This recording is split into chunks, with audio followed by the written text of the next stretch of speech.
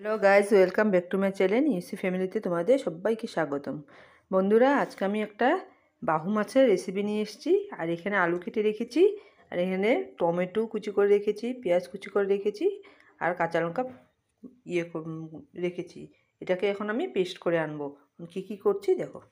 বন্ধুরা, আমি বলতে ভুলে গেছি, মাছটা কিন্তু আগে আমি ভেজে রেখেছিলাম, তোমাদেরকে দেখাতে পারিনি। এখন কড়াইয়ের মধ্যে তেল দিয়ে দিচ্ছি।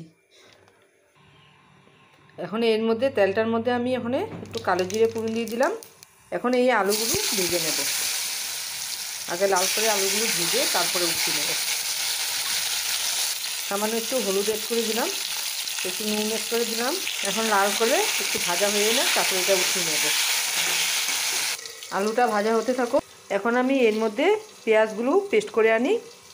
পেঁয়াজ টমেটো আধা দেব, আধা থাকবে। কাঁচা লঙ্কা পেস্ট করে নিই, পেস্ট করে আনছি। এই দেখো পেস্ট করা হয়ে গেছে। আর এখানে একটু একটু রেখেছি, এটা সোমবাসে দেবো। আর এইদিকে আলুটা প্রায় হয়ে এসছে। তো দেখো আলুটা ভাজা লাল করে হয়ে গেছে।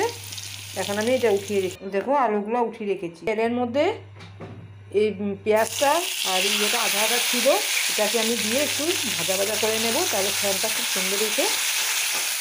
এটা একটু লাল লাল হয়ে গেছে। এখন আমি এই পেস্ট করাটা পেঁয়াজ টমেটো আর কাঁচা লঙ্কা পেস্টটা দিয়ে দিলাম।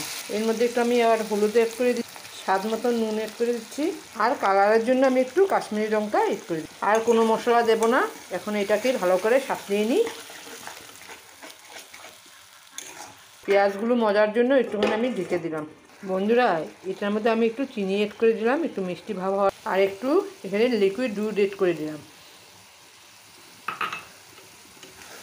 এইভাবে বানিয়ে খেয়ে দেখো। আর কোনো কিছু মশলা দেব না, এটা দিয়েই হবে। আর এখানে একটু আমি কসুরি মেথি ইউজ করে দিলাম। কসুরি মেথিটা দিলে একটু সেন্টটা অন্যরকম হয়। এটা এখন একটুখানি সাঁতলিয়ে নিই।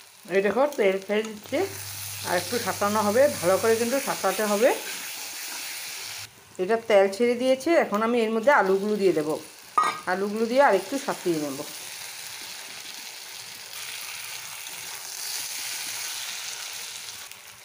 এই দেখো তেল কিন্তু ছেড়ে দিয়েছে, এখন হয়ে এসছে। এটা হয়ে গেছে। এখন আমি এর মধ্যে জল অ্যাড করে দিচ্ছি।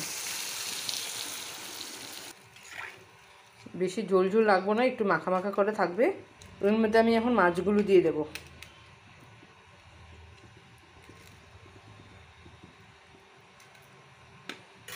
মাছগুলো দিয়ে এখন একটু ঢেকে রাখবো। আলুটা সিদ্ধ হওয়ার জন্য ঢেকে রাখলাম। এই দেখো বন্ধুরা, হয়ে গেছে। এখন নামানোর আগে আমি একটু ধনিয়া পাতা অ্যাড করে দিচ্ছি। তখন নামিয়ে দেখাচ্ছি তোমাদেরকে। এই দেখো বন্ধুরা, আমার বাহু মাছটা রান্না হয়ে গেছে। ভালো লাগলে লাইক কমেন্ট শেয়ার অবশ্যই করো বন্ধুরা। সাবস্ক্রাইব করে দিও, আমার পাশে থেকো। বাই বাই বন্ধুরা।